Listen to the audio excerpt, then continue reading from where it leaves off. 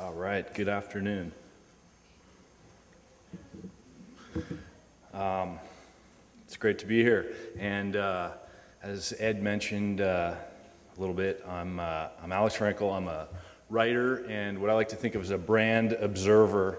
And you're going to hear a little bit about brands from me, but a little more from Tucker and Eileen as well.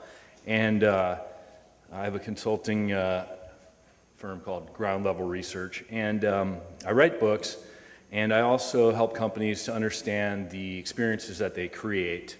And the two books I've written are essentially about this idea of experiences. The first book I wrote was about brand names that and who the teams were that created words like Viagra and BlackBerry, and how those words got to be such huge phenomenon in our society, and how customer influence or customer use of the words helps them to pervade the world and the world of commerce. And the second book I wrote, it's called Punching In, and in this book I worked undercover at 5 large companies to understand the cultures on the front lines of places like UPS, where I was a driver's assistant.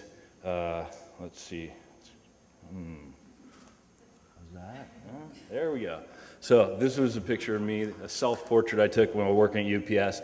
After working at UPS, I then worked at Starbucks, Gap, Enterprise Rent-A-Car, and the Apple Store over a period of about 2 years, and I applied at about 12 other places. I didn't always get a job that I applied for.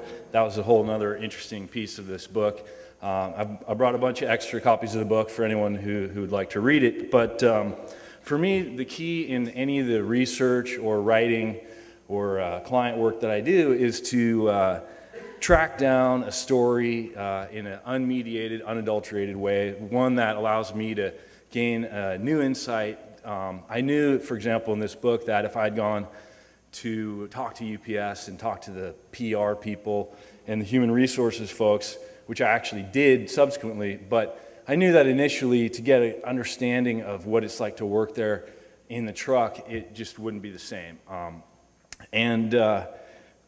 So what I want to talk about is a story today that's totally new for me, or it's pretty new, and the story doesn't have an ending yet. I'm just kind of figuring it out, and as a journalist, researcher, I'm constantly following a number of stories, and what I hope to show here is how I go about looking at a story, and again, I don't know where this one's going, but basically the story is that in 2003 I bought a house, a duplex over across the Golden Gate Bridge, and it was in pretty bad shape, and I wanted to, this was the house when I bought it, this is like a year later, and this is kind of what it looks like now, and so I wanted to jump right in and get it fixed up. I had to rent out part of it to bring in income, and so like a lot of people, I've got some skills to do carpentry and so on, but I want to get it going pretty quickly. So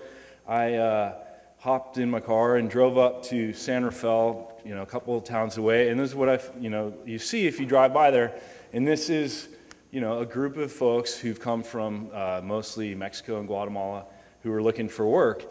And I wasn't thinking about it at the time. I wasn't thinking about the labor force or the global economy or anything. I was really just thinking about hiring somebody. And again, this is what you see.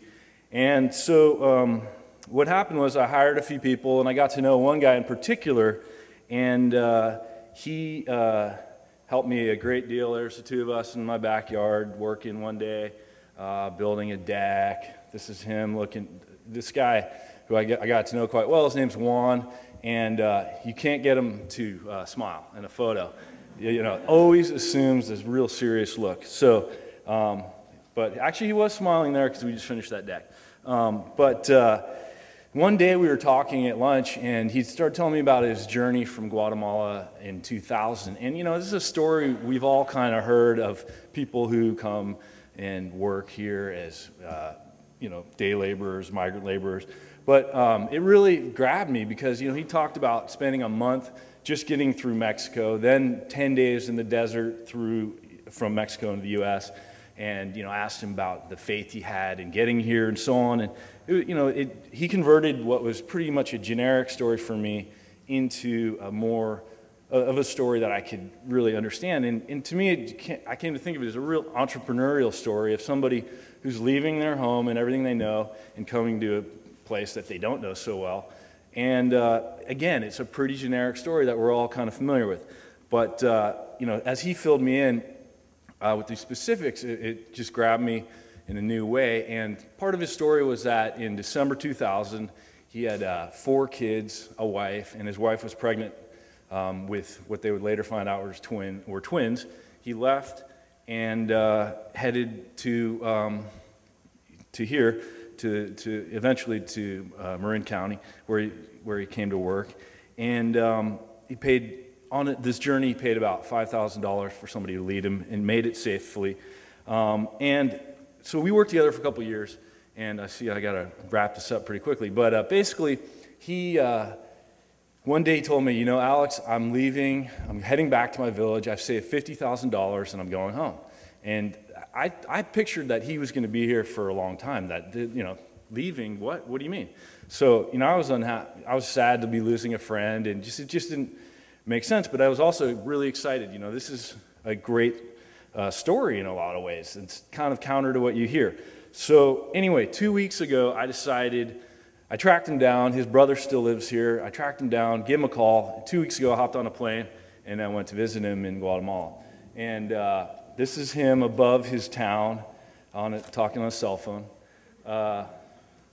This is the view from his new house. This is him in front of a house he built.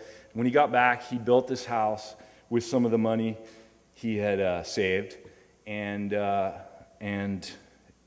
this is him and his Bible. We had lunch in his dining room. And this is his family. Again, you can't get him to smile. But I tried. But, again, I don't know where this story is going from here, but just visiting him, I learned a ton. I learned about his life day to day. I learned about the role and expense of the education of his kids, and the work he's trying to find now, and what it means to be someone who's left the country for 5 years and returned to his village. He was able to buy 7 plots of land in addition to the house that he built. So he's a totally changed individual. I guess in conclusion, I would just say that this is just one of the threads I'm following as somebody who's interested in the world out there as a journalist. And I don't know where it's going, but I'll probably go back and visit him again soon, and stay tuned on that. And with that, I'll bring up Tucker. Thanks very much.